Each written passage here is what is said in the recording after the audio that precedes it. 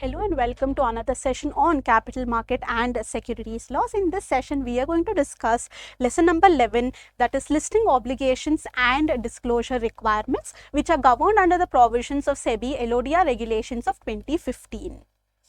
Before going into the actual provisions and understanding and interpreting them, let's get some basics right. Now, to which companies is LODR regulation going to be applicable? Please understand that these are the regulations which have been framed and drafted and regulated by the Securities and Exchange Board of India. So these regulations are going to be applicable to any company that is registered under the provisions of Companies Act of 2013, and in addition to that, this company is a listed company that is listed on any recognized stock exchange of the country. Only if both these conditions are satisfied, then SEBI provisions are going to become applicable to that organization. So what does it mean? It means that SEBI LODR regulations is going to be applicable to any company that is a company registered under the Companies Act of 2013 or any previous company law, and it has listed its securities on the recognized stock exchange. Then SEBI LODR regulations are going to become applicable to them. This is the basis. Second thing that you should understand is, before reading or going into the provisions of any act, regulation, rules, get the basics right. So what are we understanding here? We are studying the SEBI LODR regulations. By the name LODR, what do you know? What do you understand, or what do you think is the content of this regulation? What is this regulation trying to regulate, or what is this regulation trying to control, or what is this regulation trying to achieve through these regulations? What is it? What is the purpose of this regulation? You can understand that merely by reading the name of the enactment, name of the rule or regulations. Here it is SEBI LODR. So what does LODR signify? We know that LODR is listing obligation and disclosure requirement. But what do you mean by listing obligations? What do you mean by listing obligations? Obligations is nothing but certain kind of duties, certain kind of responsibilities that have been cast upon any listed entity.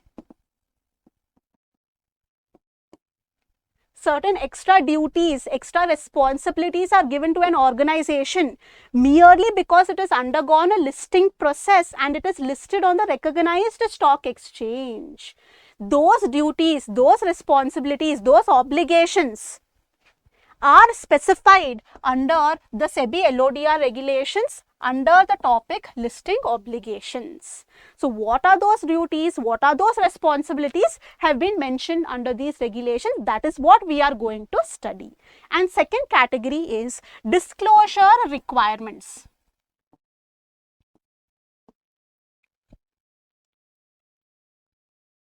What are disclosure requirements? Disclosure means giving some kind of information, some kind of data. You are required to put out certain kind of information, data, or happening of certain events. To whom? First one, to the stock exchange, because you are using their platform for the purpose of listing. Secondly, you have to give certain disclosures to the Securities and Exchange Board of India because they are your regulatory authority.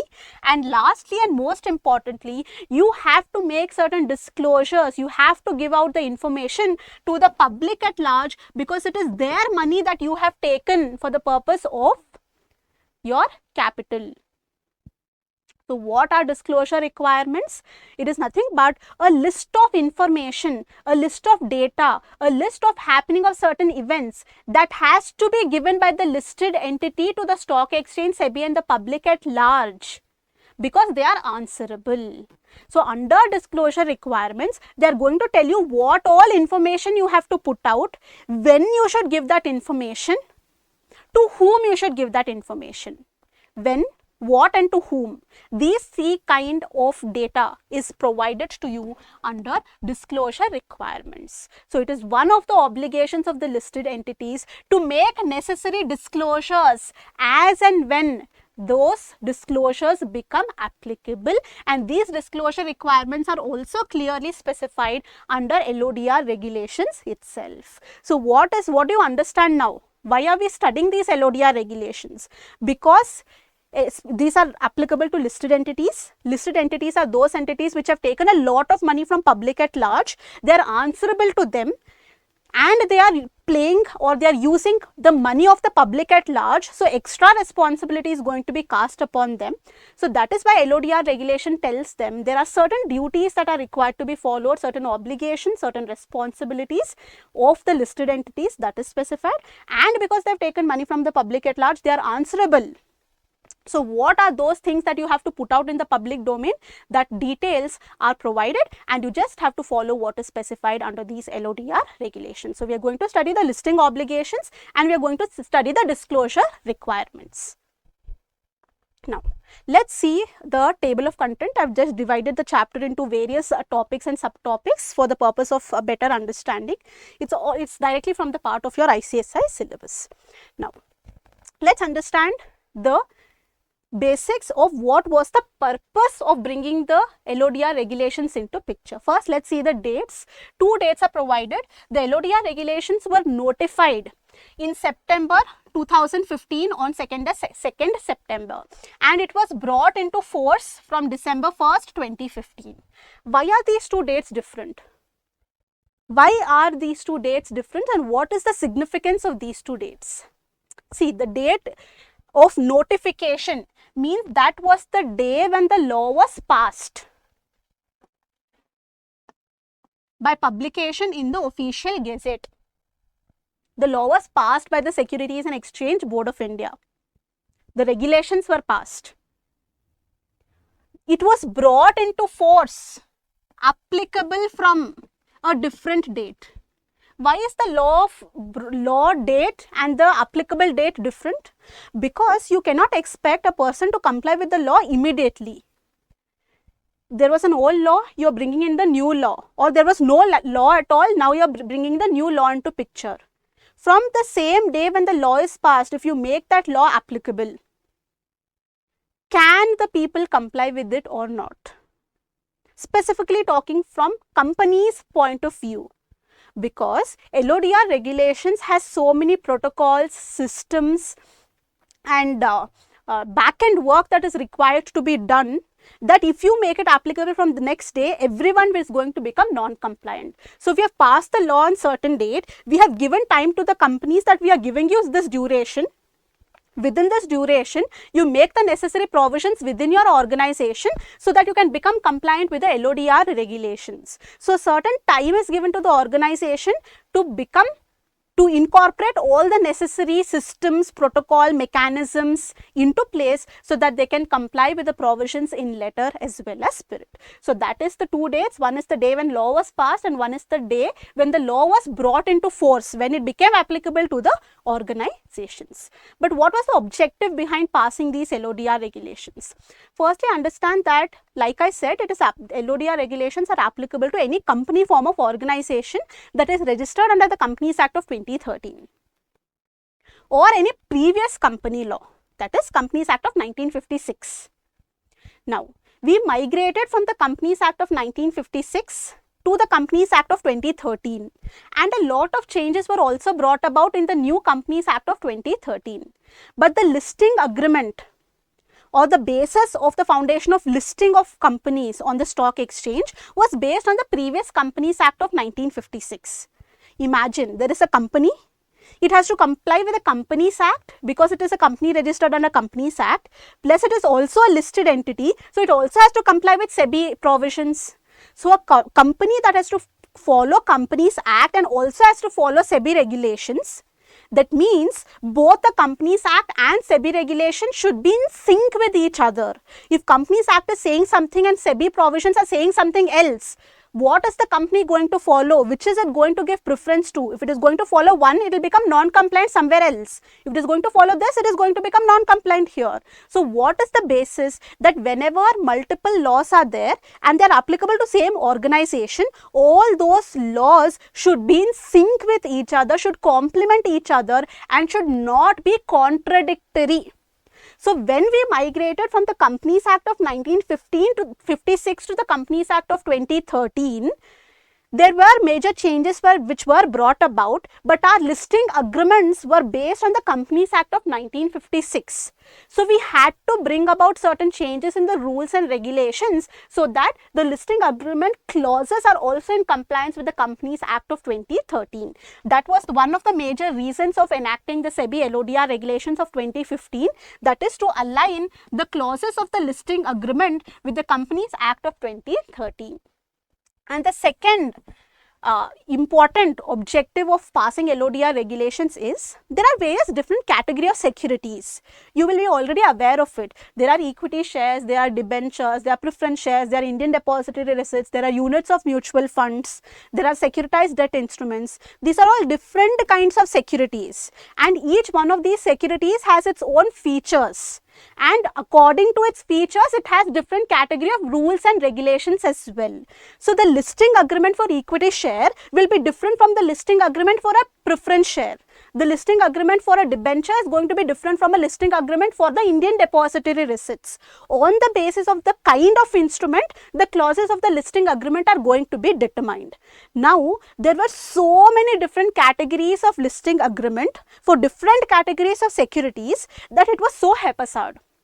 It was not structured. So they wanted one common roof for the listing agreement where LODR is the roof. Any listing agreement and the provisions for listed entity should fall under this roof. Under this roof we have classifications. Listing agreement for equity shares, listing agreement for preference shares, listing agreement for debentures. So they wanted one common roof. They wanted to bring about a structure under the listing obligation provisions or the listing agreement provisions, and that is why they thought that LODR regulations is the best way in which we can bring structure to the provisions of listing agreement and regulating the entire listing agreement itself. So they said that what they wanted to consolidate the conditions of different securities for different listing agreements under a single one regulation, that is LODR regulations. So to meet these two objectives, they decided that it is best we pass the SEBI LODR regulations of 2015. Now, like I have already told you, this is the applicability.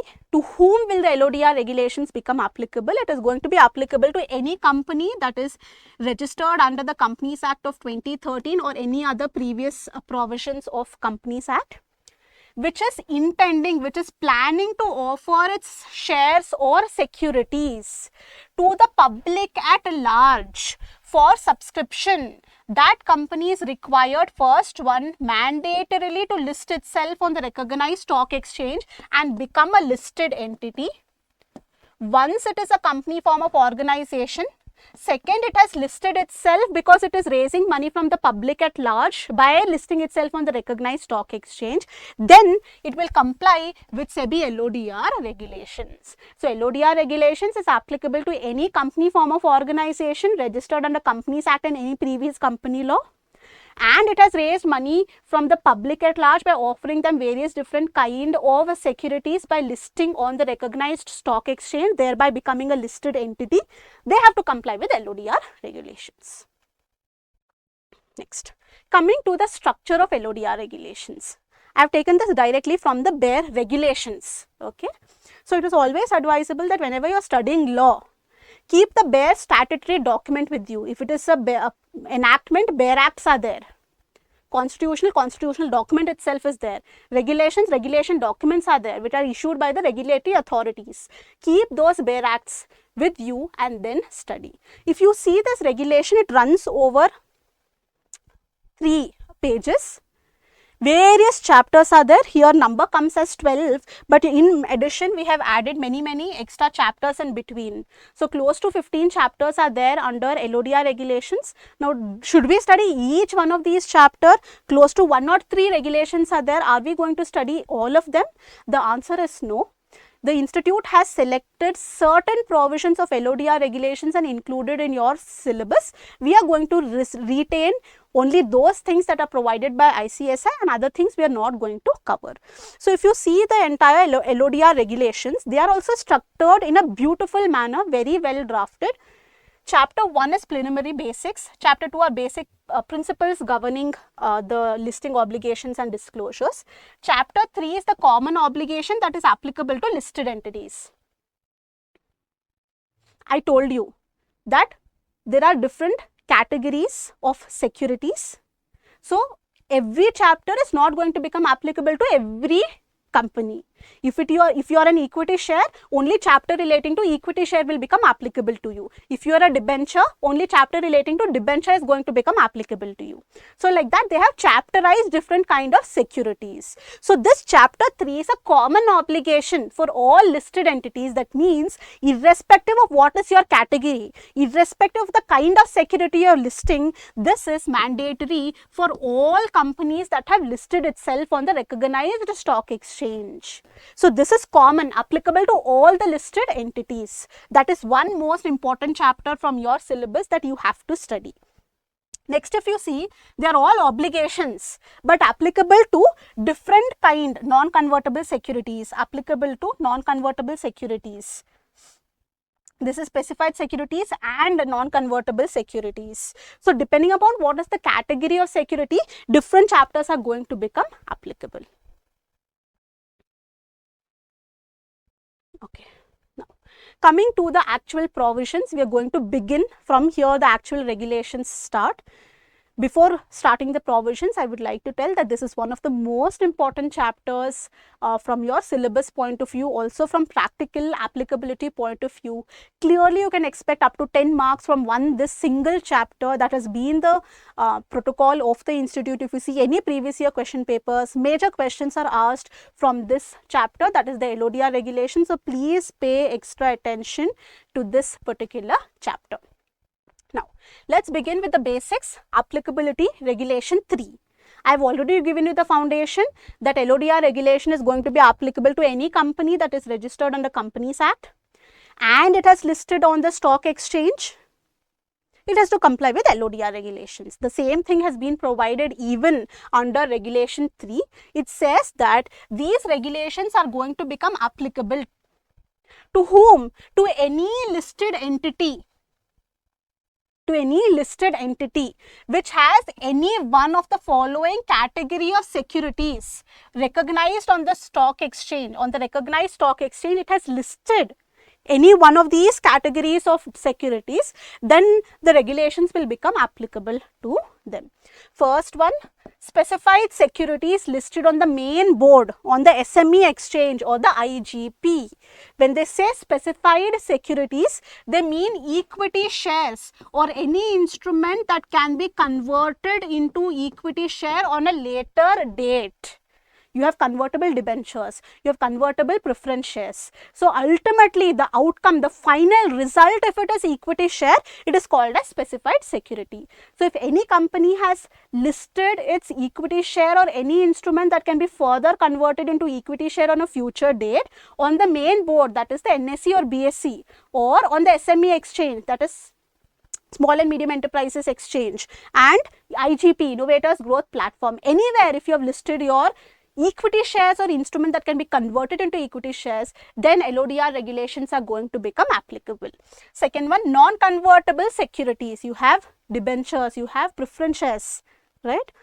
You have security receipts, you have securitized debt instruments, you have Indian depository receipts, units of mutual funds. If any one of these categories of securities you have listed on the recognized stock exchange, then SEBI LODR regulations will become applicable to your organization. And last one is miscellaneous provision. Any other security as specified by SEBI. With time, market is going to evolve, newer kind of securities are going to be brought into existence, and at any point in time, SEBI can include any other kind of security under this particular list. So that is the miscellaneous provision where power is given to SEBI to add more securities to this particular list. So what does Regulations 3 says?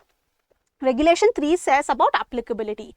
Any listed entity which has listed any one of these 6 categories of securities on a recognized stock exchange, they have to comply with SEBI LODR regulations.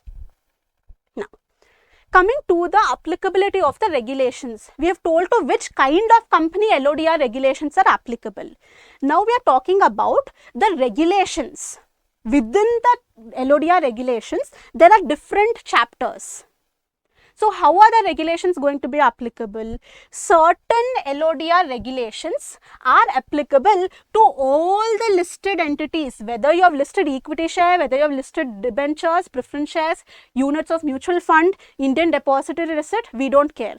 Irrespective of category of security, these regulations are going to become applicable to you. They are applicable to every listed entity. Without categorization, these regulations, that is certain regulations, okay, not all, certain numbers are there, you will clearly understand the regulations are specific. Like you saw chapter 3, common obligations of all listed entities. So, that is applicable to every listed entity irrespective of the category. So, certain provisions of LODR regulations are applicable to every listed entity. And certain LODR regulations are applicable only to certain selected group of listed companies on the basis of their market capitalization. On the basis of market capitalization, we are going to say top 100 companies, top 200 companies, top 1000 companies. Ranking is going to be given. By whom? By the stock exchange. On the basis of their market capitalization, we are going to classify the companies. So, there are going to be certain provisions that are applicable only to top 100 companies. There are certain provisions that are applicable to top 200 companies. So, whichever company comes under that list of top 100, top 200, top 500 or top 1000, only those companies are required to follow certain specific provisions of LODR regulations. So, what have we understood? There are lot of regulations. We saw regulation 103. Total 1 to 103. Many regulations are there. In between, additional regulations also have been added. These all regulations are not applicable to all companies. Certain selected regulations are applicable to all listed companies. Certain regulations are applicable to the companies which have been ranked according to their market capitalization.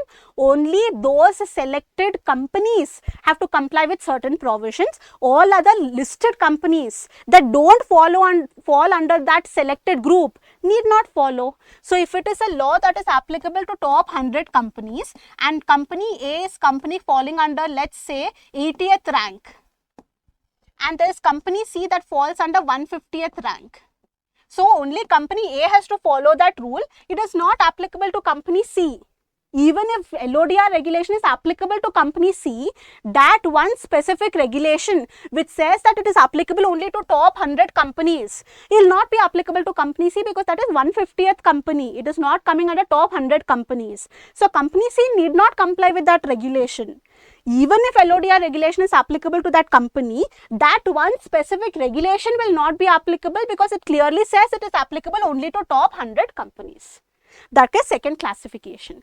Third classification I have already told you on the basis of chapters, on the basis of category of security. If your equity share provisions will be applicable. If your debt instrument provisions. If your units of mutual fund, unit of mutual funds. So, on the basis of what provisions are applicable to you on the basis of categories, only those regulations you have to comply with. So, this is the classification or applicability of the regulations further subdivided within the provisions of LODR regulations. Now, I told you that in the second point that certain provisions are applicable to a selected group of companies like top 100, top 200, top 500, top 1000. How are we going to determine? How are we going to determine which is top 100 companies, which are top 200 companies? This is going to be decided on the basis of their market capitalization. But how do we determine that? It is the stock exchange that is going to do the back-end work, do the calculation, and on the basis of their market capitalization, they are going to announce the list. Which is top 100, which is top 200, top 500, they are going to give out a list. So, every organization is going to get a ranking. From whom? From the stock exchange. But how are they going to determine and what is this market capitalization? This is a basic term that you should know by now if you are already studying chapter 11. That is in the basics. Chapter 1 and 2 deals with market capitalization concepts. So till now you should be clear of what is market capitalization.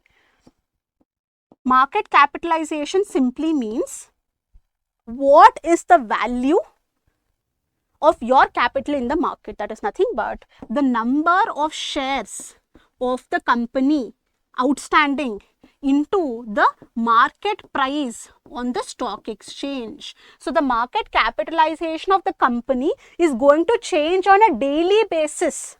Today the share price of the company is 150.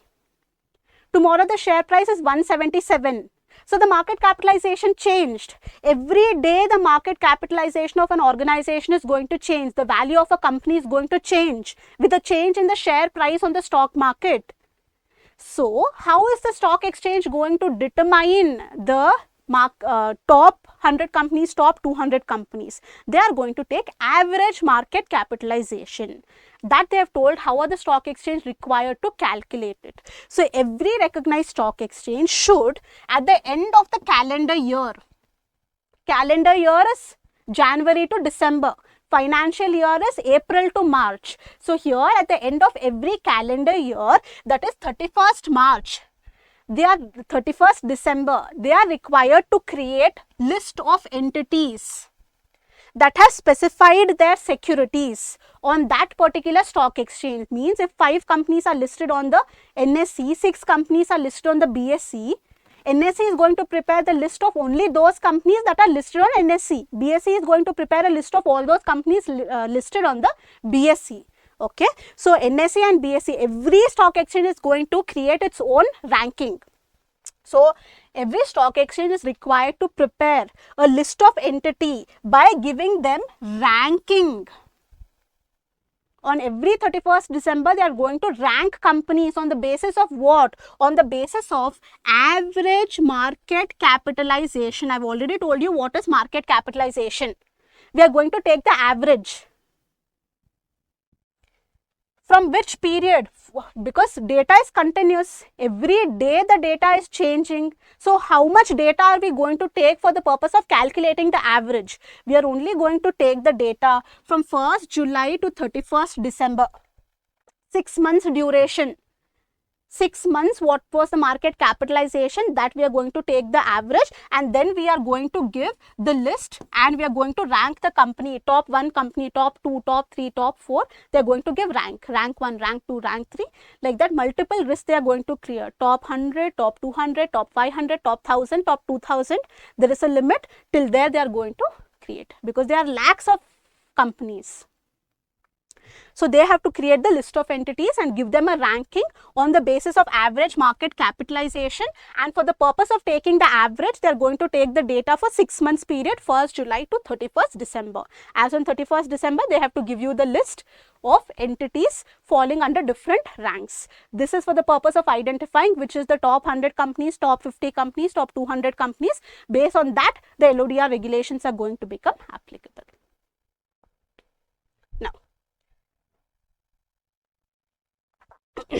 By when should the provisions become applicable? Now let's assume that there is this company XYZ.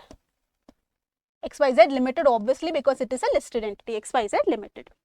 Now this company was not in the list of top 2000 companies in the previous year, previous calendar year. It was not there in any of the list. Now it has performed well in this year, and slowly it has been included in the list as, let's say, rank of 989. So if there is any law that is applicable to top 1000 companies, that law will be applicable to this XYZ Limited, because now it has come under the ranking of 989. Rank 989, this company has got from the stock exchange. That means any law that is applicable to top 1000 listed companies will become applicable to the XYZ Limited. Yes? But now question is, till now that provision was not complied with XYZ Limited. Should we give them enough time to prepare themselves to comply with the provisions? The answer is yes. You cannot immediately expect that today I've come in top 1000 companies, from tomorrow I'll be compliant with all the provisions. Certain time should be given for them to create the database, to create the protocol, to create the mechanism. So from when will the laws become applicable to them? Because I told you there are certain regulations applicable only to top 100 companies, top 200 companies, top 1000 companies. So even if it is a listed entity, it is not complying with all LODR regulations because it is not applicable to them. But today the law has become applicable to them. Then what are we going to do? We are going to give them the time. How much time? That also the regulation itself speaks. Regulation 3 itself talks about it. It says that whenever a relevant provision will become applicable to a listed entity that has to comply with the new requirements, then for the first time, what are they going to do? It is required to be complied within the interim period that is going to be provided, that is 3 months period generally will be given to them. 3 months from the period of December 31st. Because on December 31st, stock exchange is going to give the ranking. So on 31st, you will get to know whether you are in the top list companies or not, whether you have to comply or not. From 31st December, 3 months period is going to be given. That is from 1st April, you should be following the new regulations that are applicable to you on the basis of categorization. On the basis of your ranking, if the regulation is applicable to you, you're going to have 3 months time to become compliant with it. Or from the beginning of the immediate next financial year, which is also April 1st itself. April 1st to March 31st is our financial year. But there are certain companies which follow the different provisions, right? For that, exemption is also given, whichever is later. 3 months or the next financial year, whichever is later, that much time will be given to them so that they comply with the new laws that are going to become applicable to them on the basis of the ranking that they have newly achieved. Now, if a company has to follow regulation 34(2)(f) for the first time, it must set up the required system within 3 months from December 31st, that is April 1st, or from the start of the next financial year. And this should also be announced in the business responsibility sustainability report that is newly applicable, which is a part of their annual report. This declaration is required to be made as a part of their annual reports.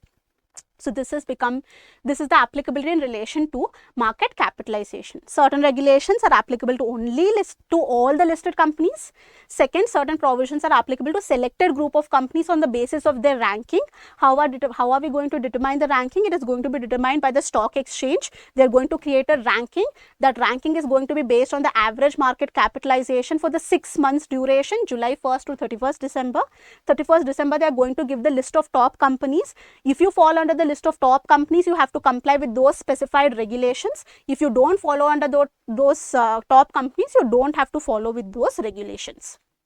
So 3 months time is going to be given, or the next financial year, whichever is later, that much time is going to be given to you to become compliant with the new specified regulations that are applicable on the basis of the ranking. This is the provisions that we have studied till now. Next, the next question that arises is, today I am in top 1000 companies. Tomorrow my company might perform badly and I might be removed outside the list. Still, should I be complying with the provisions that are specifically applicable or not? Till today I was complying because I am in top 1000 companies. Tomorrow I am not included. On December 31st, new list is coming. My name is removed. My organization's name is removed. I am no more a top 1000 company. Then, should I still follow with those rules? Should I still comply with those specified regulations applicable to the top companies? That also has been specified under regulation 3 itself. It says that the listed entity shall continue to comply with the relevant provisions that were based on the market capitalization of the previous year and will continue to be applicable as long as it is ranked in the list as prepared by the stock exchange. So only as long as your name is there in the list, you should be compliant with those provisions. But buffer period is given that only for 1 year, if you are outside the list, we cannot give you an exemption, right? Because next year again the provisions might become applicable. if the company has performed badly in 1 year, need not be that it is going to perform badly and it is going to remain outside the ambit of the top companies itself. So they have created a provision that says that for continuous 3 periods, if you are outside the list, outside the ranking, then you should stop complying with the provisions. Till then, for 3 consecutive years, even if you are not a part of the list, you have to continue complying. After 3 years, if still you continue to be outside the list, then you stop complying with the provisions. Okay, so that is what it says, that the company shall continue to apply until and unless they remain outside that ranking system for a continuous consecutive 3 years. If you are outside the list for 3 consecutive years, after that you can stop. But till then you have to continue even if you are not a part of that list. Today you are a part of that list. You are complying with the provisions. Tomorrow you are removed outside the list. You still have to continue. You still have to follow the law.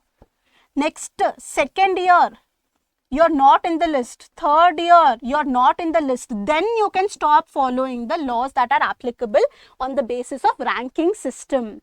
Because there might be a possibility that tomorrow you are not in the list, but in the second year you might come back to the list. In the third year you might also continue to be in the list. So only for 1 year we cannot give you that exemption. We are going to watch your performance for 3 years. If 3 consecutive years you are remaining outside the ranking system, only then you can stop following the laws that are applicable.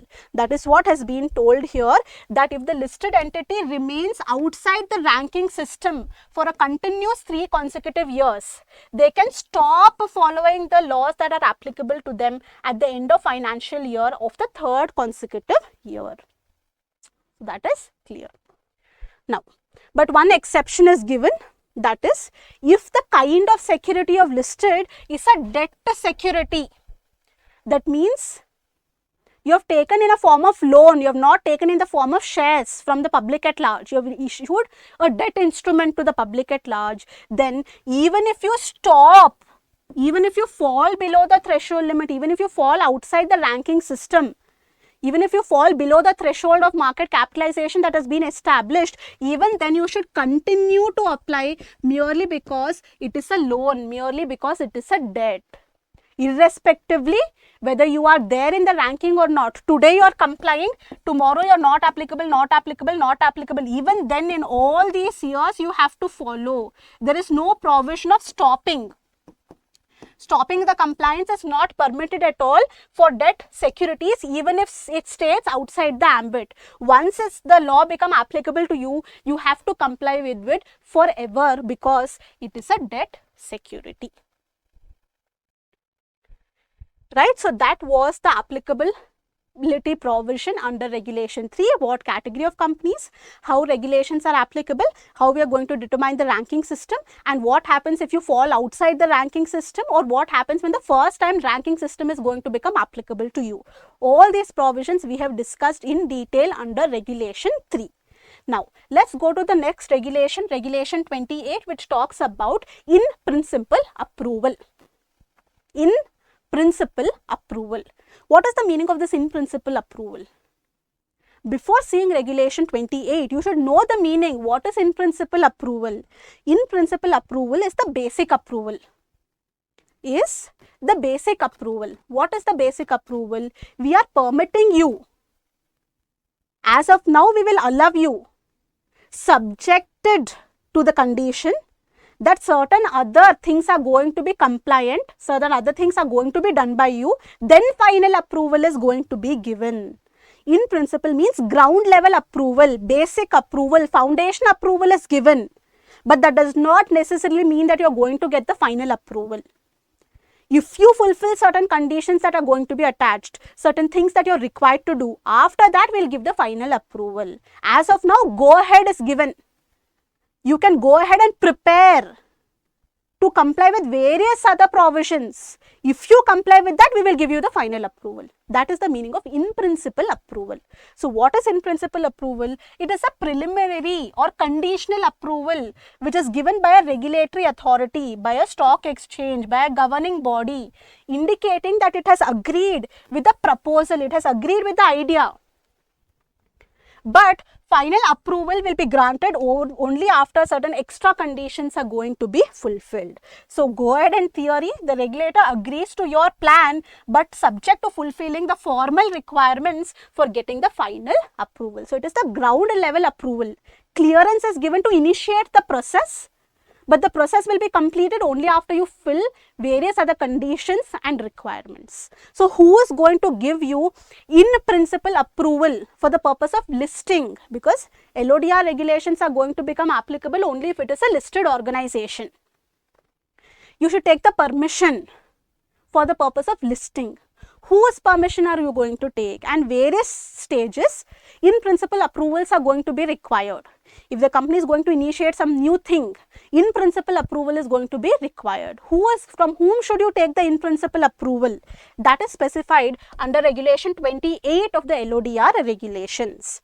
It says every listed entity, before issuing any securities, should obtain the in principle approval from the recognized stock exchanges in the following manner. Right? So if the securities are going to be listed only on the recognized stock exchange having nationwide terminals, that is in our case the BSE and NSE. If a company plans to list on BSE, it has to take the in principle approval from the BSE. If the company decides to get listed on the NSE, it has to take the in principle approval from the NSE. If the company is planning to get itself listed both on NSE and BSE, it has to take the in principle approval from both the stock exchanges. Right? And this in principle approval is not only initially, but thereafter multiple times the company can further raise money, right? It can issue more securities at any given point in time. Further public offer can be done. Rights issue, bonus issue can be done. So whenever new securities are going to be added, at that time also in principle approval is going to be required. So these are the organizations which are going to give you in principle approval. If your company is listed on NSE, BSE, either NSE or BSE or both NSE, BSE, accordingly you should take the permission. If it is the security that is listed on any recognized stock exchange that is not having nationwide terminals, not NSE, BSE, you have various commodity exchanges, you have forex exchanges. So it is not only the NSE and BSE, you have various other stock exchanges in the market as well. So if you are going to list yourself on those terminals, you have to take permission from all those terminals where you are going to propose to be listed or where you are already listed. So where you are listed, from that stock exchange you should get the permission. It is as simple as that. All these 3 points are there, but what is the basic foundation? Where listed or where proposed to be listed, from that stock exchange you should get the in principle approval. If you want to list there, their permission is required. If you are already listed, their permission is going to be required. Next, if the securities are listed both on the recognized stock exchange having nationwide terminals as well as those stock exchanges which do not have nationwide terminal, in that case you have to obtain the permission from all the recognized stock exchanges having nationwide terminals. So if both you are listing on this as well as this, then you should take the permissions from the stock exchange that have nationwide terminals, that is NSE and BSE. So this is the in principle approval requirement, that is the basic approvals that you have to take in certain cases. But they have provided an exemption. What does exemption means?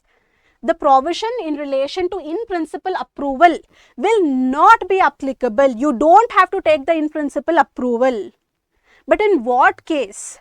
In case the requirement for obtaining the in principle approval from the recognized stock exchange, it will not be applicable if that approval that you are seeking is on the basis of a scheme of arrangement, amalgamation, etc., that the listed entity has already taken the permission through a no objection letter from the stock exchange. For example, a company is merging with other company. They've entered into a scheme of arrangement. The company was going under IBC, under the insolvency resolution plan. They have decided some amalgamation merger, whatever. If there is a scheme of arrangement, for that scheme of arrangement to be executed itself, you have to first take the permission of the stock exchange. If you already have a NOC letter from the stock exchange for executing a scheme of arrangement, then separately you don't have to apply for in principle approval, because you have already taken their approval before entering into that scheme. So they have given you the approval by issuing a no objection certificate. They know about it and they have approved it. So in principle approval separately need not be taken, because you have already taken their approval before entering into the scheme. You already have a NOC from them. In that case, in principle approval is not going to be required. Next, most important thing that most of the students neglect is the definition clause. You only see the main provisions, but the main provisions are worded with certain terminologies, and those terminologies are very significant, are very important. What is the meaning of one term in one regulation is different from what net worth, for example. The way we calculate net worth under accounting standards is different from the way we treat it for the purpose of certain calculations under companies law provisions. It is different under SEBI provisions. So what is the purpose? What we are seeing is different. So you should see the definition clause very, very minutely and very, very specifically. So we are going to discuss few of the definitions that are made a part of your syllabus, because if you see the BEAR Act, the BEAR regulations, a lot of definitions are there, but they have not included everything for you. So I am going to restrict the definitions that are provided for in the ICSI material itself. So the first one definition is of listed entity. From that time, from the time I have started the session, I am using this term listed entity so many times. What is listed entity? How will you define a listed entity? How will you put it into words? For that, we should see the definition clause. An entity which has listed, where is it listed?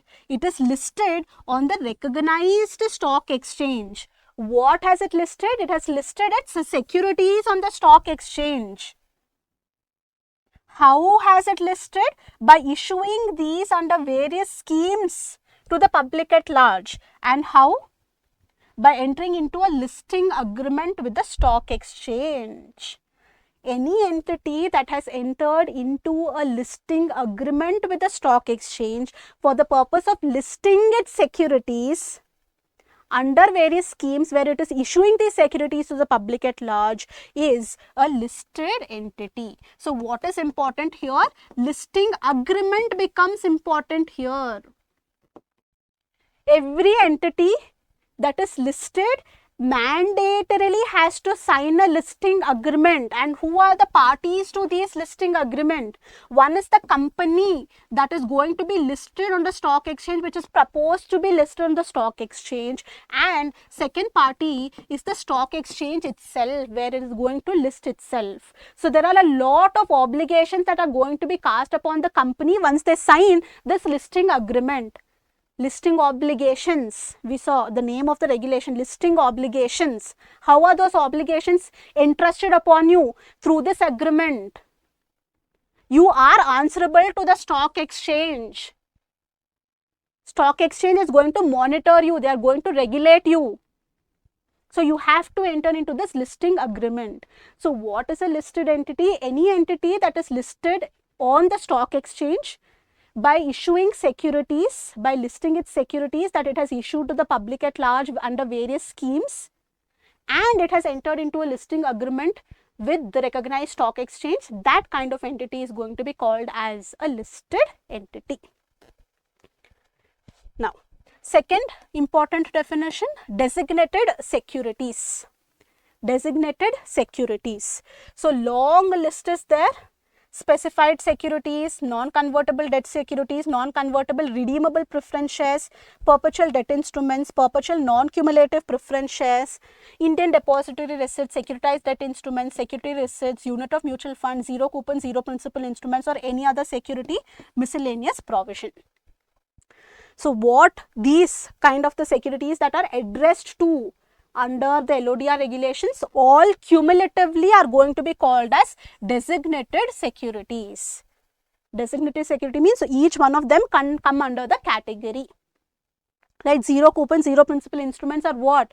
They are the instruments that are going to be listed on the social stock exchange for Section 8 companies. The instruments that they issue is a zero coupon, zero principal instrument that is listed on the social stock exchange, that is newly added under the LODR regulations. New chapter also has been given for obligations of entities which have listed as zero coupon, zero principal instruments. Okay. All this you are well aware of. Okay. Is it possible for a company form of organization to issue a perpetual preference share? Perpetual preference share, is it permitted? Under the Companies Act provisions, can a company issue a perpetual, non-redeemable preference share? Perpetual means not redeemable. It does not have an end date. It is forever. But generally Companies Act says that preference share is going to have a tenure, not beyond 20 years. But how here they are telling perpetual non-cumulative preference share, that means the preference share is issued forever. But is that not against the provision of Companies Act? Are the LODR regulations in sync with the Companies Act of 2013? These are the kind of questions that you should ask. You should connect two subjects. You should connect two provisions. Yes, Companies Act clearly says that preference shares cannot be beyond a duration of 20 years.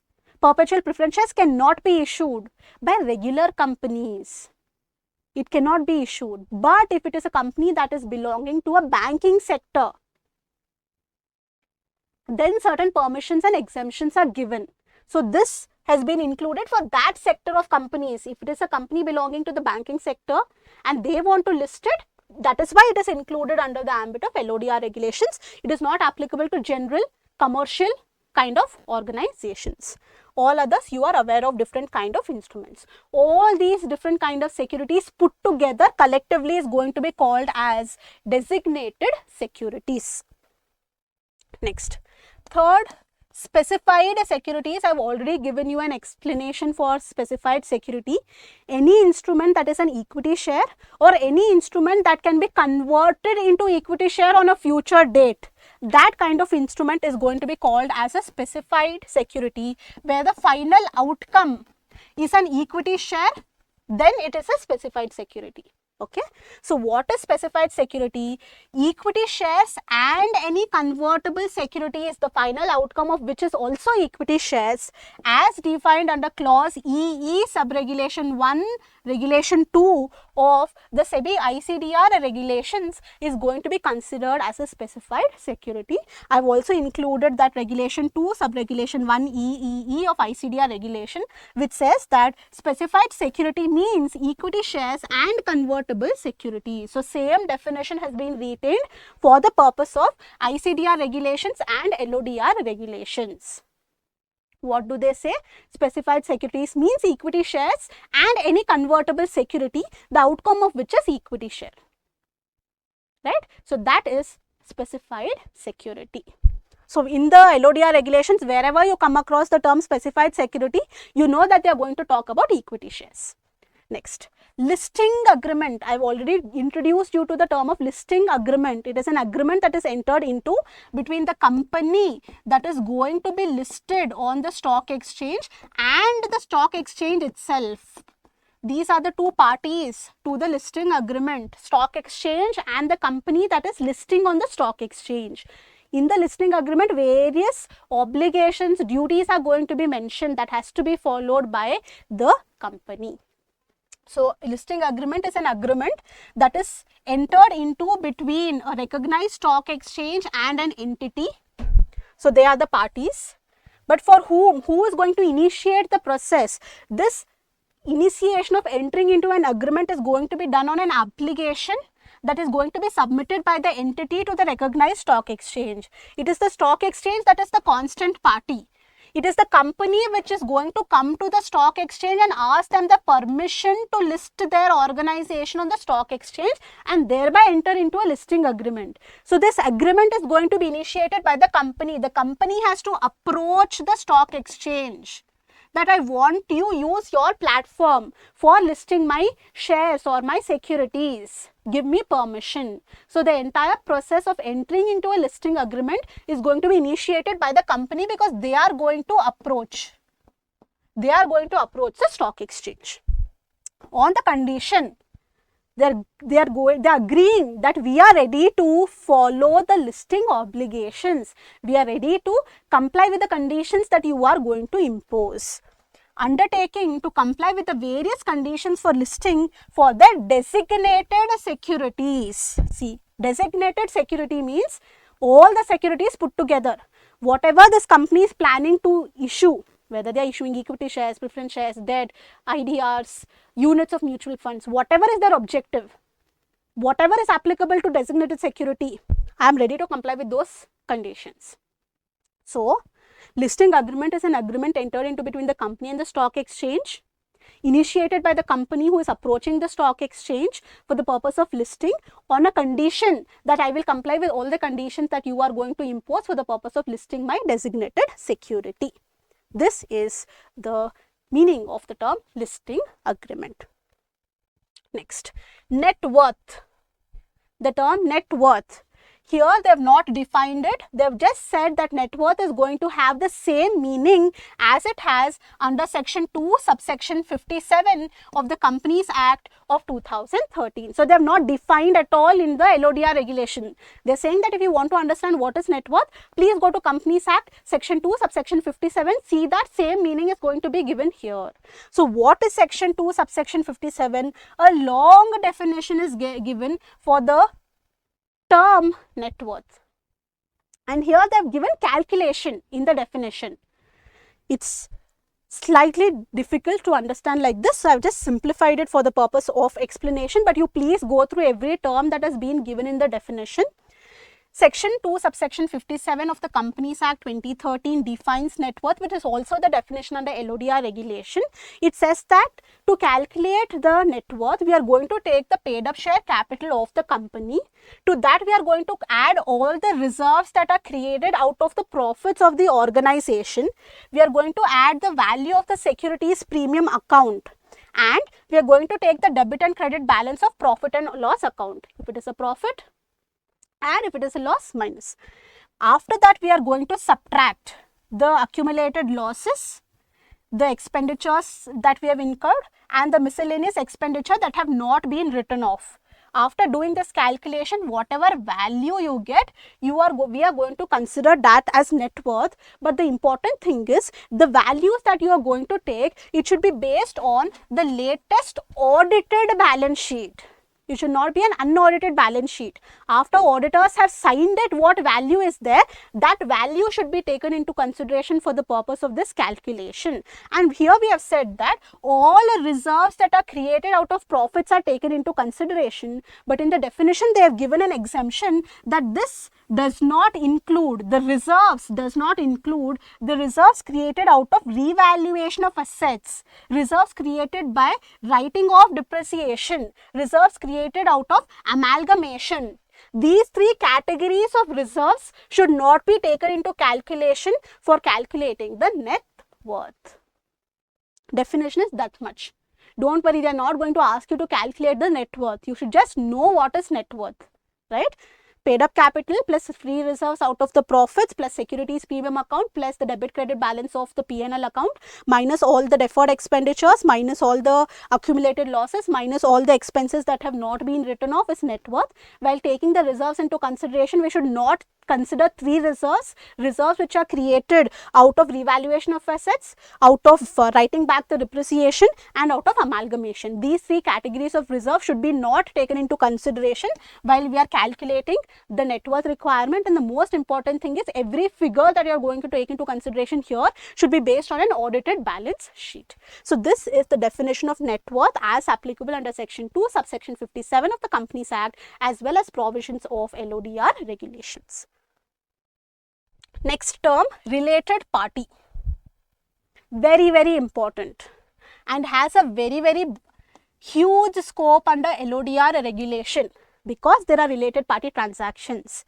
How related party should be disclosed, how related party transaction should be disclosed, what are material related party transactions, what are not material related party transactions, how are we going to deal with material related party transactions, what approvals are required for material related party transactions. All these are the things that we are going to study under LODR regulations. So the term related party and related party transaction becomes very, very important. So what is a related party, or who is a related party?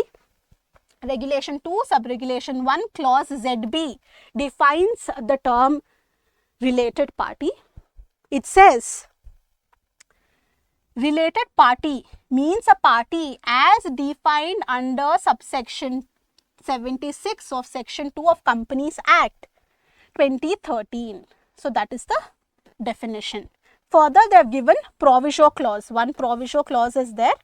We are going to see through it. Two provisos are there, provided and provided further. These are called as proviso clause. Whenever the word provided is there, proviso clause.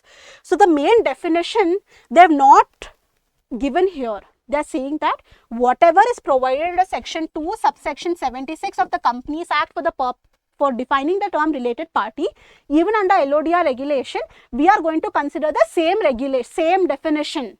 But we have added two proviso clauses. But before reading the proviso clause, you should know what is the definition. So I am going to take you through the provision of section 2 subsection 76 of Companies Act, and then we will come back and read these provision clauses. So what is or who is a related party? Related party means, so this is the first part of the definition.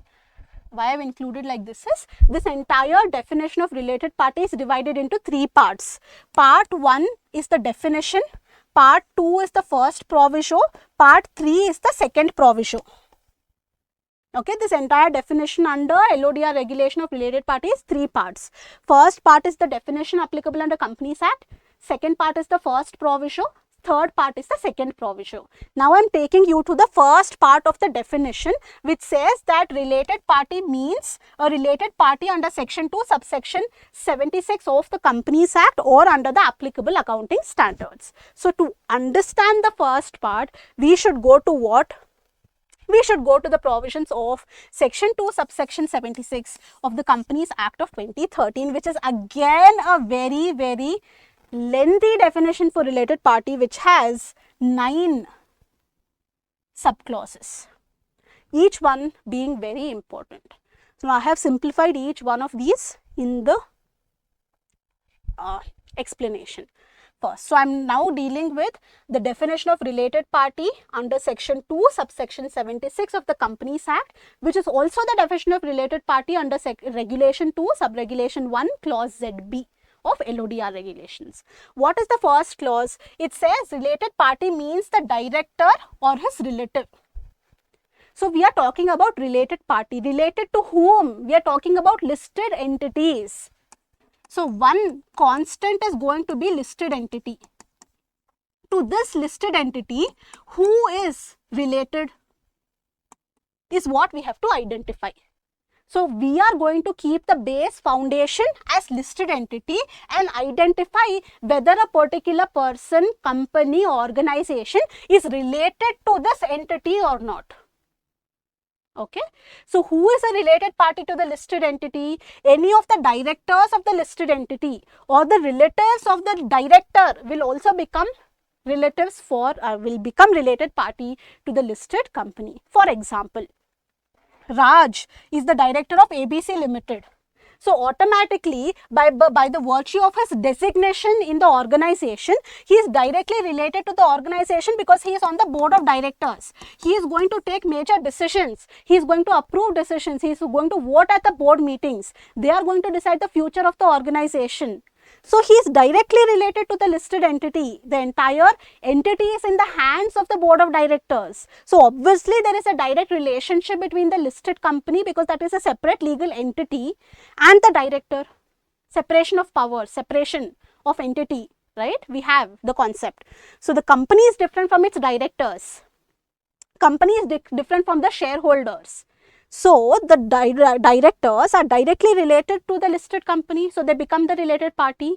Not only that, but Meera is the wife of Mr. Raj. So automatically Meera will also become a related party to ABC Limited. Why? Because the director can tell anything to his relatives. Director can pass any resolution which might benefit his relative. Director might do any activity that may become significantly influential or something for his relative. So not only the first person who is associated with the company, but even the relatives of people who are holding these key managerial personnels, even they become related parties to the organization. So what does the first criteria say? If you are the director of the company, you are automatically a related party because you are holding a very important position within the organization. But apart from that, any relative of the director will also become a related party. Simple. So this relative is a related party to the listed entity in which one of his relative is a director. Here wife Meera, she is the wife of the director of the company. So even she is related to that organization. Very simple. Second clause says any key managerial personnel or his relative. Like we saw for director, key managerial personnel are there. Like for example, company secretaries. Right? Company secretaries are also considered as key managerial personnels. We might not be termed as directors, but we are holding very important position within the organization. So any person who is holding the position like chief financial officers, right?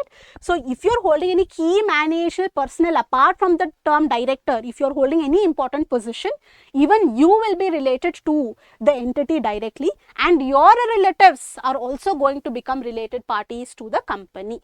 For example, Miss Anjali is the chief financial officer of XYZ Limited. When we say chief financial officer, that designation is also a key managerial personnel. Okay, so Anjali is the chief financial officer of XYZ Limited. By the virtue of her designation being key managerial personnel, she becomes the related party. And her brother Mr. Arjun owns a logistic company. That logistic company also provides certain companies to XYZ Limited. So now Arjun is also related to XYZ Limited, right? Because Arjun is the relative of a key managerial personnel. So even Arjun will become a related party to that listed company. So first two are very clear: director and director's relatives, key managerial personnel and key managerial personnel's relatives. These all people are going to be related party to the listed entity. Next, a firm is going to be a related party. Firm means partnership firm or any other kind of firm. Firm, the business organization, will become a related party when in which the director, manager or his relative is a partner. Means there is this listed company. This listed company has a director. This listed company has a manager, and they have their own relatives. If any one of these directors, manager or their relatives are a partner in any partnership firm, this partnership firm will become a related party to the listed company merely because they have common people. The director in this company is a partner in this partnership firm. So same person is in the two organizations, so they become related parties. Right? So this firm, this partnership firm will be a related party to the listed company because Mr. A is a partner in this partnership firm. Mr. A is also a director in this listed entity. Common people between two organizations will create related entities. For example, Mr. Samir is manager of LMN Limited. His son is a partner in CA firm called MS Numbers, that is Numbers and Co. Now MN Limited appoints this firm as an internal auditor. Now the auditor's firm will become a related party to this listed entity merely because the relative of one of his manager holding a key managerial personnel's position is a partner in that firm. His father is a director or a manager in the organization. They are related to each other. There is a possibility that something might go wrong. So they will be categorized as related parties. So here we are not talking about individual person. In the first two things we spoke about individual person. The director, human being. His relatives are human beings. Key managerial person is a human being. His relatives are human beings. So we were talking about individuals. Individual people becoming related party to the listed entity. In this point, we are talking about a business organization. Some other partnership firm, some other form of business organization will become a related party if they have people who are related to each other in main positions, or if they are same people who are forming a part of two different organizations, then it becomes related party. Next, a private company will become a related party to the listed company. What we are talking mainly about the listed company. This listed company related party can be a private company provided there are certain things that are fulfilled. What is it? The listed company in which a director or a manager or his relative is a member or director. Means the director who is there in this listed company is also a director in this private company, or the director is there in this listed company but the relative of that director is there in this private company. Then these two can become related party. Let's see. Mr. Ramesh is a director in Alpha Limited. He is also a director as well as a member, means shareholder, in a private company called Beta Private Limited. Now, Beta Private Limited will become related party to Alpha Limited because he has a common director, Mr. Ramesh. Right? So, direct. Organizations being related to each other because of common people on the board of directors, or related parties, related people or relatives on the board of directors. Next, a public company means listed company can have a related party which is a public company when certain conditions are fulfilled. What are those conditions?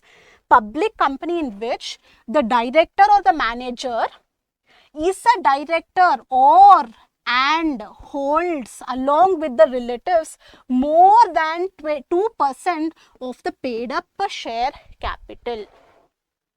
So what? Mr. Ramesh is the director of Alpha Limited.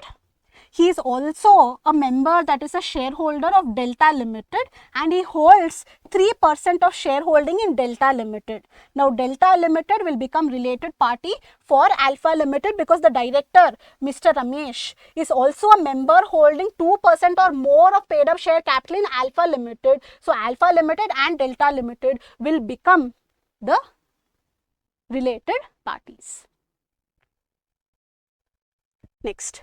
Any body corporate, so trust, society, any other business form of organization, any body corporate whose board of directors, managing director, manager is accustomed to act in accordance with the advice, directions, instructions of the director or the manager,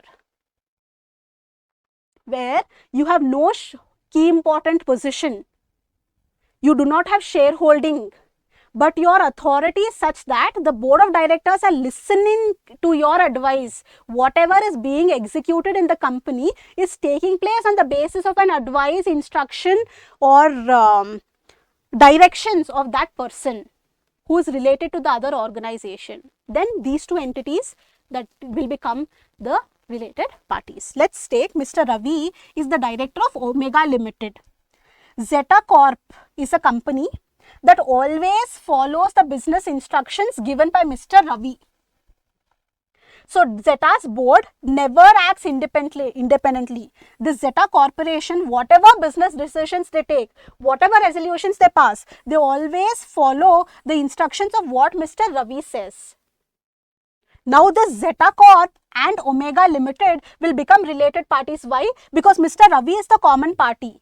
Mr. Ravi is the director of Omega Limited, and Mr. Ravi is only the person behind the scene who is directing in the Zeta Corp that what should happen. He might not be there on board of directors, but board of directors are following everything that that person is saying.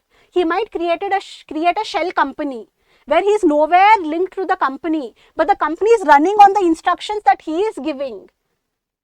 Then this Zeta Corp and this Omega Limited will be related parties because they have one common person, Mr. Ravi. In one place he is the board of directors, in other company he is giving directions. On his directions itself that company is running. Key decisions he is taking. The board of directors are following whatever he is saying. Board of directors will pass any resolution that he says should be passed. He can do anything for the benefit of Omega Limited and putting Zero Corp at disadvantage. Right? So for that purpose, if you have a common person in two different entities, in one place you are not even related but they are following your instructions, in another place you are holding a key position as a director, then those two entities will become related parties. Next, any person. So till now again we were talking about businesses. First point was individual director. Second point was individual key managerial person and relatives. Then we spoke about firm. We spoke about private company. We spoke about public company. We spoke about body corporate. Now we are coming back to individual person. Any person on whose advice, directions, instructions a director or a manager is accustomed to act, provided that nothing should be given in professional capacity. If any advice, instruction, directions are given in professional capacity, they are not considered as related party. Okay, that exception is given, exemption is given. But they say that any person on whose directions the directors or the managers are going to act, that person will also become a related party. For example, in the previous case, Zeta Corp follows the instructions of Mr. Ravi. Mr. Ravi is not even a shareholder. Mr. Ravi is not also the board of director. He is nowhere related. If you see the transactions, if you see the documents, he is nowhere related. But Zeta Corp only acts on the directions of Mr. Ravi. He is behind the scene. He is not, his face is not there. He is nowhere related to the company on the books, on the documents. But he is the one who is giving the instructions. So Mr. Ravi will become related party to that Zeta Corp. Right? Same thing has been told here. Mr. Nitin is a wealthy investor, not a consultant. He regularly advises the directors of Star Limited who follows his instructions as a matter of routine. So Star Limited, whatever they do, they follow the instructions of Mr. Nitin. Here now Mr. Nitin will become the related party for the Star Limited, which is the listed entity. But if it were a legal advisor, if he was giving us a consultant, giving us an advice as a consultant and a legal advisor, that will come under exemption as a professional capacity, and then he will not be considered as related party. So here Nitin is a related party to the Star Limited. Okay, that because of he is giving advice, on his advice we are running. Same was previous example. Nitin, here Mr. Ravi is a related party to that Zeta Corp. Same points. Next, again we are coming back to corporate form of organization. Any body corporate. Here we are talking about the group of companies. Any body corporate which is a holding company, subsidiary company relationship, related party, they are related party. Any subsidiary or an associate company of such a company. ABC Limited is there. If it has a holding company, the holding company is related to ABC Limited. If it has a subsidiary company is limited to ABC Limited. If it has any associate company, the associate company is related to ABC Limited. So if your company has a holding company, it will become your related party. If your company has a subsidiary party, it becomes a related party, right? If there is a subsidiary of a holding company to which also it is a subsidiary, fellow subsidiary, what does that mean?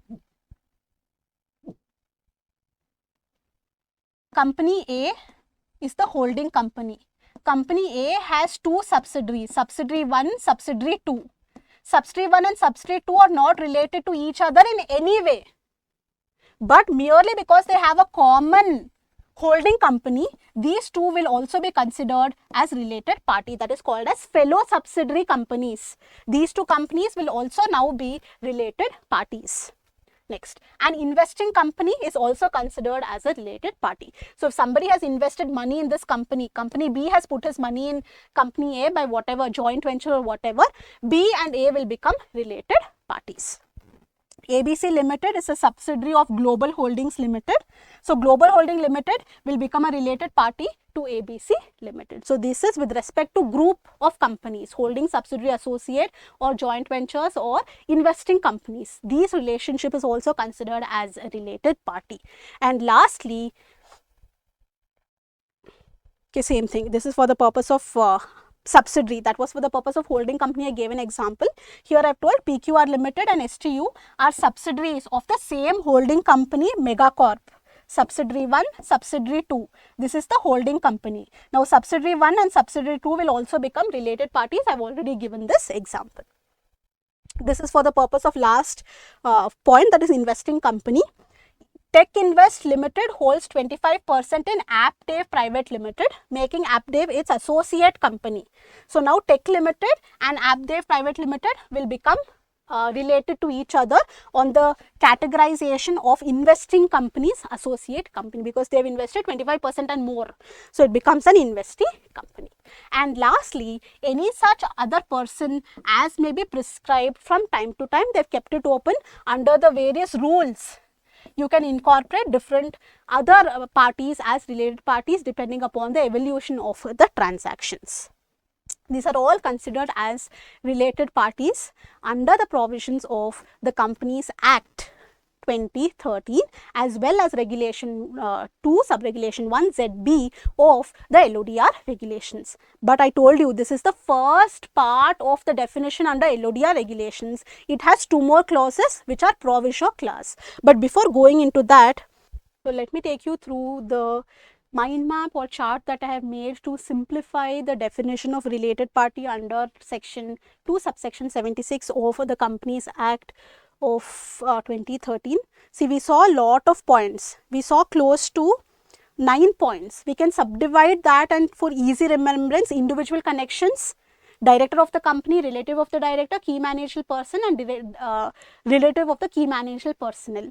Coming to the business connection, firm, any partner of the firm who is related or who is also the director of the company or who is relative of the director, who is the manager or relative of the manager. These partners, if they are holding these positions in the listed company, they will become related parties.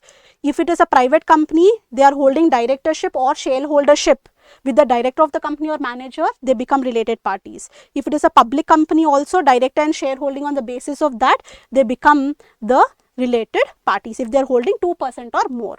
Here on the basis of control, if that person is acting on the advice of board of directors, that person is the related party. If some other body corporate is acting on the instructions of your directors and managers, that becomes a related party. Exception is given in case of professional capacity. Group companies, holding company, subsidiary company, associate company, fellow subsidiary company, investee companies, all these become related parties and as may be prescribed. So this one simple chart has clearly given the entire long definitions simplification. If you want this chart and simplified material, you can WhatsApp on 973-973-3400. We will send these PDF documents to you. Now let's get back to the discussion that we were doing with respect to the related party transactions. Yeah, so we have seen the first part of the definition of related party under regulation, LODR regulation. We are yet to see two more parts, that is the proviso clause. This is the first proviso clause. First proviso clause, it says that any person or any entity forming a part of the promoter group of the listed entity, or any person or any entity holding equity shares of more than 20% or 10% with effect from 23. So it is 10% as of now. Holding 10% or more in the listed entity and having either directly or through beneficial interest will be deemed to be a related party.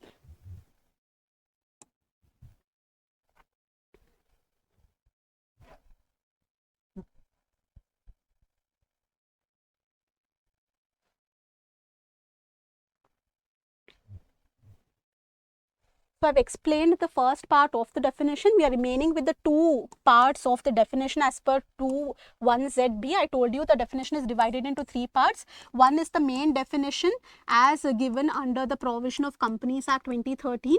Second part and third part are proviso clauses, proviso clauses, the provided clauses, right? In that first clause is provided that any person or any entity which is a part of the promoter or promoter group member of the listed entity will automatically be deemed to be a related party irrespective of whether they are falling under the category provided under the Companies Act Regulation 2 subsection 76, irrespective of whether they come under the definition of related party or not. We are going to consider them as related party because they belong to the promoter group, whether it is an individual person or whether it is a group of companies. If it is related to the promoter group members, automatically it is going to be considered as a related party. Or any person or any company which is holding equity shares of 10% or more, either directly by himself or through any beneficial interest at any time in the preceding financial year, that person who is holding more than 10% of equity share will also be considered as a related party, irrespective of there is any relationship that is being established under Regulation 2, Regulation 76. So in this we have seen various relationships. Regulation, the second provision says that irrespective of whether you fall under that regulation or not, if you belong to the promoter group members, or if you are holding 10% or more, directly or indirectly, you will be considered, deemed to be, we are going to assume that you are a related party. Even if you are not following under the definition of related party, you will be considered as a related party. And the third part of the definition, that is the second proviso clause, says that provided further that this definition shall not be applicable for the units issued by mutual funds where listed on the recognized stock exchange. So this is applicable mainly to any kind of security apart from units of mutual funds. So that was the definition of mutual related party under the provisions of LODR regulations, where we also had to see the provisions of Companies Act. Now let's get to the last definition of independent director. Again, this is the definition as given under the LODR regulations, which is very, very long, very, very lengthy, and most of the students skip studying the definitions merely by seeing the size and the length of the definition. This definition is also very, very important from the practicality point of view, from the exam point of view, or anything, because the role of independent directors under LODR regulations is immense. Lot of decisions cannot be taken until the approval of independent directors are there. Even in the board meeting, the presence of independent directors is mandatory. If even one independent director is not there, only the actual board of directors are there who are not independent, in that case, the meeting only will not be convened. A lot of importance is given to independent directors. So the definition of who is an independent director is very, very important, because it is very lengthy and we cannot read through like this. I have simplified it further for you. The first point is, this is the first point, which is constant. It says that an independent director means a director of the company who is a non-executive director, means he cannot be an executive director. Independent director can never hold executive director position, because executive director means he is involved in the day-to-day activities of the company. If an independent director is involved in the day-to-day activities of the company, what is the independence that is remaining? He should be outsider. He should have independent point of view. He should not have any kind of favorism towards the organization. So, a independent director can never be an executive director. He always has to be of the category of non-executive director other than a nominee director. He cannot be also a nominee director, because nominee director means he is representing some other group of people on the board of directors. He has been nominated by a group of people to represent them on the board of directors. So, there also some element of interest might be established. So, a independent director cannot be a non-executive director, and he also cannot be a nominee director. So he is a non-executive director and any other category apart from nominee director, and who fulfills many other conditions. What is that? First one, the board of directors of the company should be of the opinion that person who is proposed to be appointed as an independent director is a person who has integrity, honesty, obedience, and he has relevant expertise and experience. Expertise means he is an expert in the area, and experience means he's actually worked on that area for a considerable amount of time. You're all company secretary students. Once you qualify, you will have the knowledge of company law. You will be an expert in company law. You might be expert in SEBI compliance also. But will you have experience? No, you are a fresher. So who is an independent director?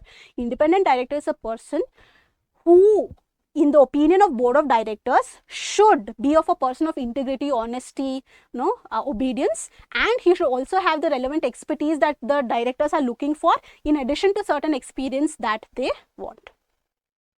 Second one is who is or who was not a promoter of the listed company, its holding company, its subsidiary company, its associate company. That means the independent director should not be related.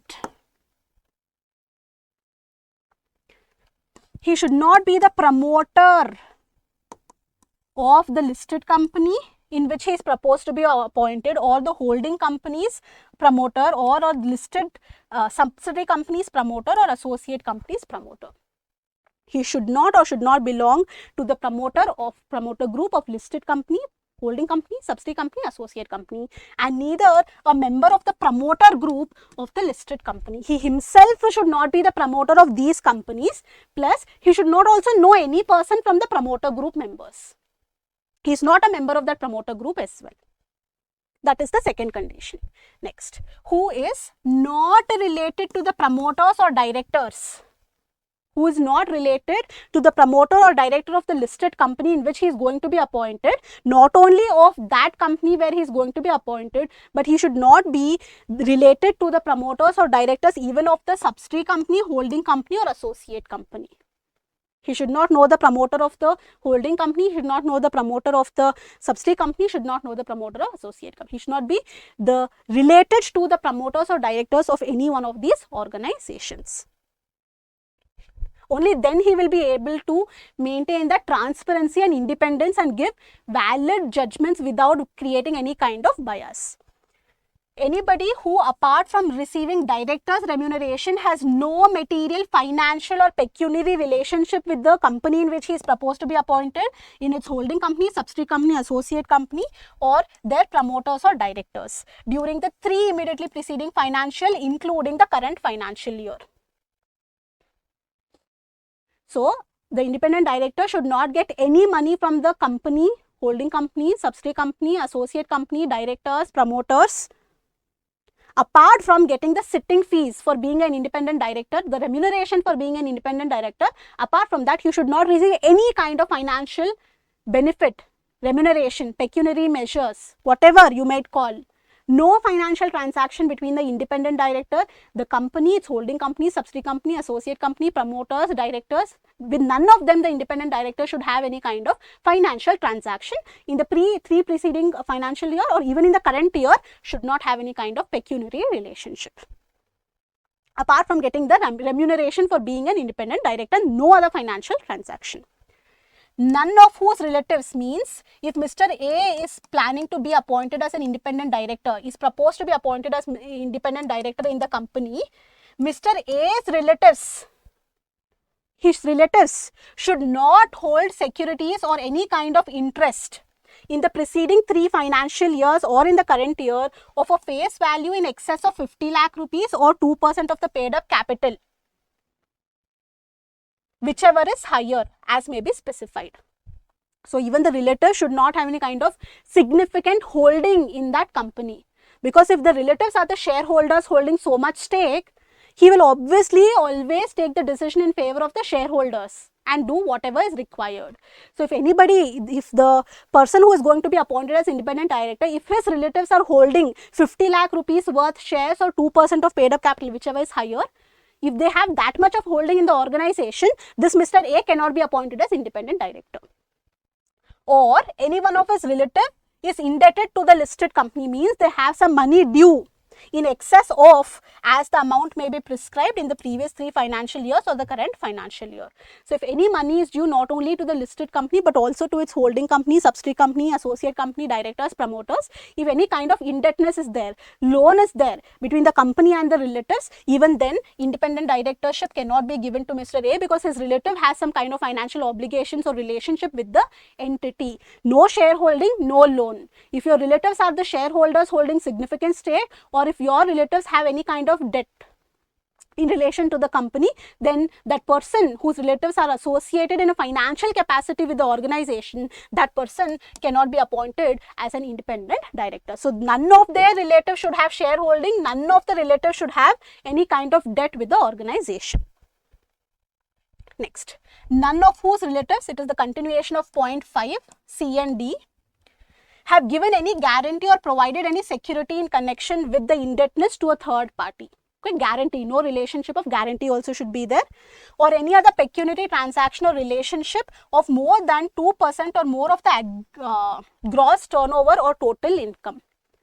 Any kind of financial transaction, need not be shareholding, need not be debt. If any other kind of financial transaction is there of a value of 2% or more of the gross turnover of the company, then also financial relationship is there, and that person cannot be appointed as independent director because one of his relatives has a significant financial transaction with the organization. Next, 6th point, who neither himself or herself nor whose relatives, means the Mr. A, no, he cannot, nor his relatives are holding any kind of key managerial personnel or have not been appointed as an employee of the listed company, holding company, subsidiary company, associate company in the previous 3 financial years. If today I am the director of the company and I have resigned, next year itself I cannot be appointed as independent director. I am directly related. In the previous year itself, I was a director of the company. So, they have given a cooling off period of 3 years. Or has been an employee or a proprietor of a partner or a partner in the 3 immediately preceding years in which he is proposed to be appointed, a firm of auditors, company secretaries, cost auditors, or any legal consulting firm, where the value of transaction between these firms and the organization is 10% or more of the gross turnover of such firm. That means you are Mr. A, you are proposed to be appointed as an independent director of the company, but before being appointed as an independent director of the company, in the previous financial year, you were a partner or you were an employee of a firm. That firm can be a firm of legal firm, it can be CS firm, it can be auditors firm, it can be cost auditors firm, any of the firm where this company, okay, the company in which you are going to be appointed as a director, this company pays you money for the services and they give you how much? 10% of the entire earning of this firm is gotten through this company. The firm's 10% turnover is because of the money that is being given by the listed company.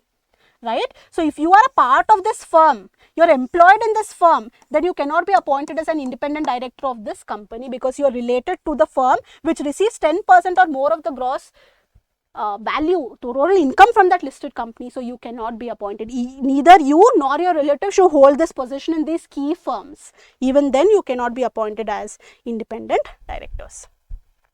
Continuation, who neither himself nor his relatives will have 2% or more of the total voting power in the listed company. If you have so many shares where you have 2% or more of the total voting power in the listed entity, you have no independence because you yourselves are shareholder of that organization holding significant stake. So, in that case, you cannot be appointed as an independent director. Nor if your relatives also have 2% or more, together you and your relatives have, even in that case, it is not going to be permitted. Who neither himself nor through his relative is a chief executive or a director by whatever name you call of a not-for-profit organization. Here they are talking in relation to a Section 8 company, not NGO or any kind of not-for-profit organization which the income, okay, the income of the Section 8 company is given by the limited company. If the income of the Section 8 company is received from this limited company, to what extent 25% or more of the income of this company is received through this listed company, then any person who is holding the position of a director, of a chief executive or any other designation in this Section 8 company cannot be appointed as an independent director of this listed company, because majority of the money of this NGO, that is 25% of their total corpus, is coming from this listed company. So if you're holding any position in the Section 8 company, you are going to give any decision as they ask, because you are getting the money from that company. In that case also, it is not permitted, or that 2% or more of the total voting power is there in the hands of that director. And if you are any kind of material supplier, material service provider, material customer, lessor, lessee, if these kind of business relationships are there with the company, even then independent directorship position cannot be given to you. If your relative is holding these positions, if your relative is a supplier to the company, you cannot be an independent director. If your relative is a key customer to the listed entity, you cannot be a independent director. Neither you should be a supplier, provider, customer, any business relationship, neither your relative should have these relationship with the listed entity. If they have, then you will not be eligible for being appointed as an independent director. Next clause, who is not less than 21 years of age. So means the minimum age for being appointed as an independent director is 21 years. If you are less than 21 years, you are not eligible to be appointed as an independent director. And lastly, who is not a non-independent director of another company on the board of which any other non-independent director of a listed entity is an independent director. This is called as cross directorship. What does this mean? Mr. A is an independent director in ABC Limited. Mr. B is some other non-executive director of ABC Limited. There is one more company, XYZ Limited. In this XYZ Limited, Mr. B is an independent director, whereas Mr. A is the non-executive director. Same people. Here Mr. A is independent director, B is non-executive director. Here Mr. B is independent director, A is non-executive director. Such a relationship cannot be established. If here Mr. A is independent director, B is non-executive director, here in this company if they want to appoint B as independent director, he will not be eligible. This is not permitted. Cross directorship is not permitted to be held. So if they appoint Mr. B as independent director of XYZ Limited, they are violating this clause. Mr. B is not eligible to become independent director of XYZ Limited because the other director who is holding non-executive position, he is an independent director in another company in which B is holding a non-executive directorship. So this cross directorship is not permitted. So that is all about the important definitions. Like I have made the definition or a clear segregation or a mind map for the definition of related party. Similarly, I have a mind map for even the definition of independent director, clear simplified version. If you want that document, like I said, you can WhatsApp us on 973-973-3400 and we will send those PDF documents to you. Moving towards the next part, we have completed a major chunk, that is important definitions. Let's go through the next aspect, that is what are the obligations of the listed entities. When I started this chapter, I told you that we are going to study the obligations in two different headings. One is the common listing obligations that are applicable to all the listed entities, and second one is the category specific obligation based on specific entities depending upon what is the category of security that you are listing. One is common obligations applicable to every listed entity. Other one is specific obligations applicable on the basis of categorization on the kind of a security that you have listed. We are going to now start with the concept of common obligations of listed entities. These are the common obligations. One by one, we will discuss each one of them. First one being appointment of a compliance officer. Every listed company has to mandatorily appoint a company secretary as its compliance officer. Okay, so every listed company is required to appoint a qualified company secretary as its compliance officer. Mandatory, every listed entity should have a company secretary. What are the responsibilities of that compliance officer? He has to ensure that all the regulatory provisions, all the laws that are applicable to the listed entity are complied with in letter and spirit. He has to undertake a lot of coordination of activities between the board of directors, the regulatory authorities, the management, the intermediaries, ensuring correct procedures are followed when filings are required to be done. And he has to monitor the email ID of grievance redressal mechanism, scores mechanism. You have an email ID for the investors. If they have any problem, they can write an email to that grievance redressal mechanism.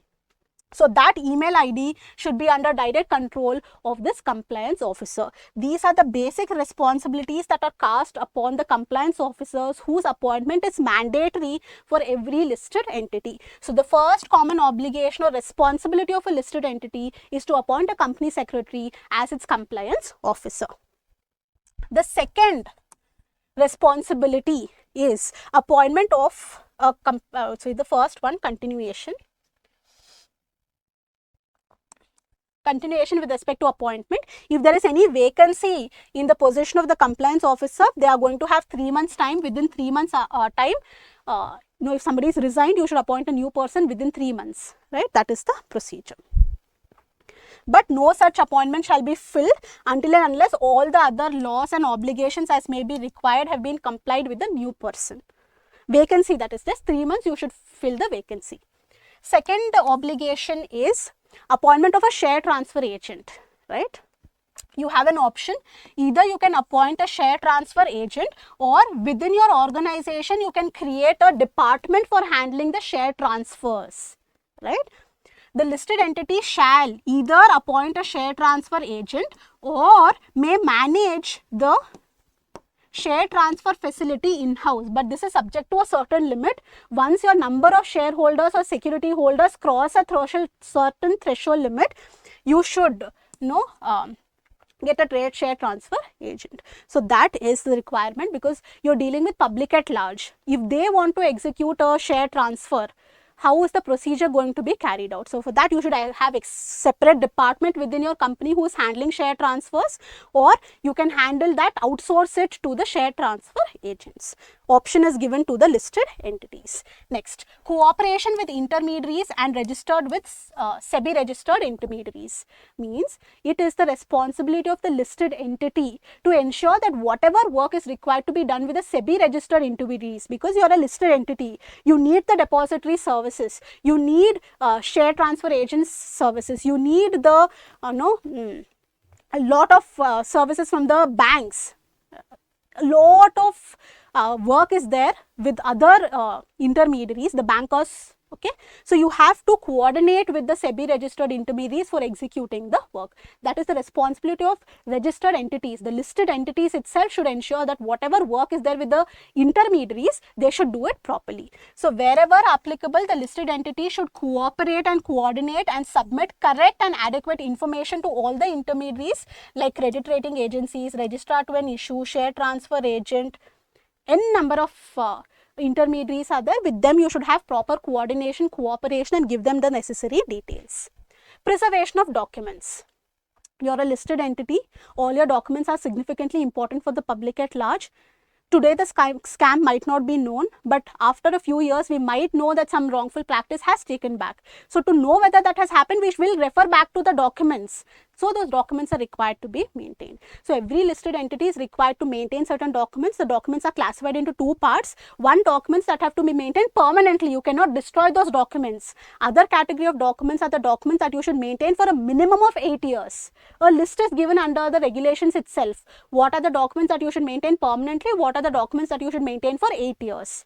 Right? So that's segregation should be there, and the company should have a policy on preservation of documents. How you're going to preserve, who is going to have the custody, whether you're going to keep the manual documents or whether you're going to keep it in electronic mode, even that is permitted.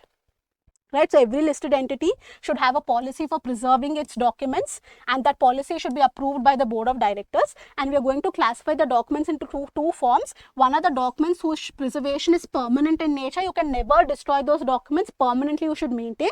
And second category of documents is the documents, the preservation of period for not less than 8 years after the completion of that relevant transaction. This is required to be maintained. Next one, filing of information.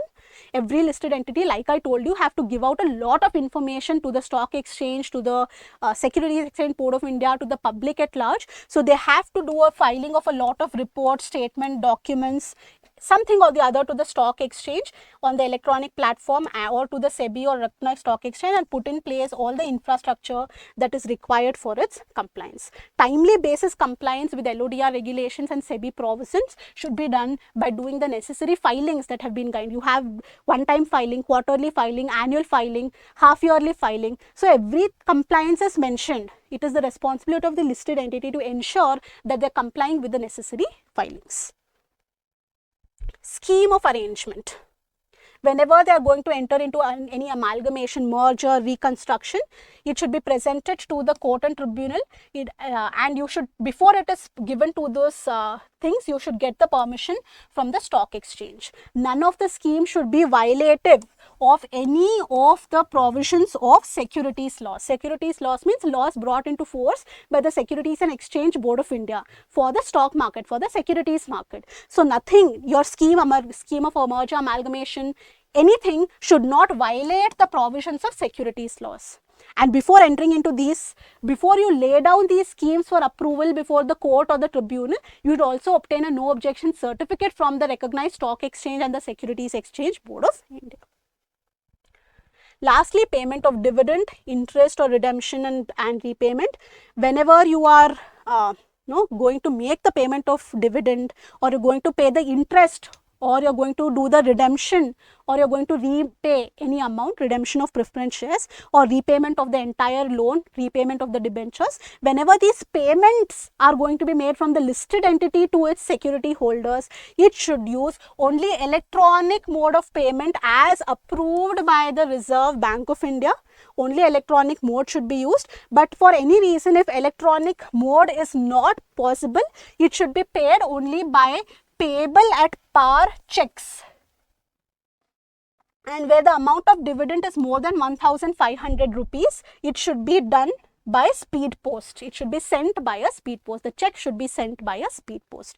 So they prefer that you follow electronic mode, but for any reason, if it is not possible, it should be done only at payable at par with the checks, and if the value is more than 1,500, it has to be sent through checks itself, and speed post itself, and no other post can be used. So these are the provisions with respect to making payment, preferably is electronic mode.